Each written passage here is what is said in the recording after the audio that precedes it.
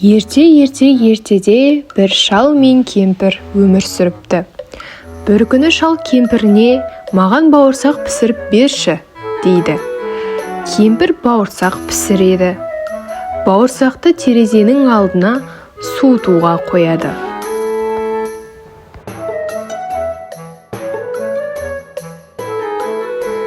Бір кезде бауырсақ домаланып, орман ішімен қашып кетеді.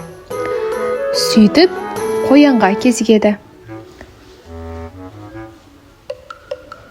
Қоян: «Бауырсақ, мен сені жеймін» дейді. Бауырсақ: «Жемеші, мен саған өлең айтып беремін» дейді.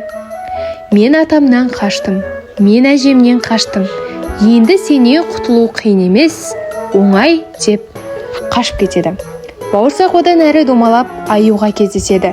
Аю: «Бауырсақ, мен сені жеймін» дейді. Бауырсақ: «Жемеші, мен саған өлең айтып беремін. Мен атамнан қаштым, мен әжемнен қаштым, енді сенен құтылу қиын емес, оңай» дейді. Сөйтіп түлкіге кездеседі. Түлкі: «Бауырсақ, мен сені жеймін» дейді. Бауырсақ болса: «Жемеші, мен саған өлең айтып беремін» дейді.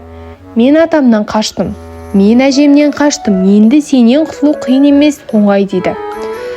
Түлкі: «Менің құлағым естімей жатыр, менің мұрныма отырып айтшы» дейді.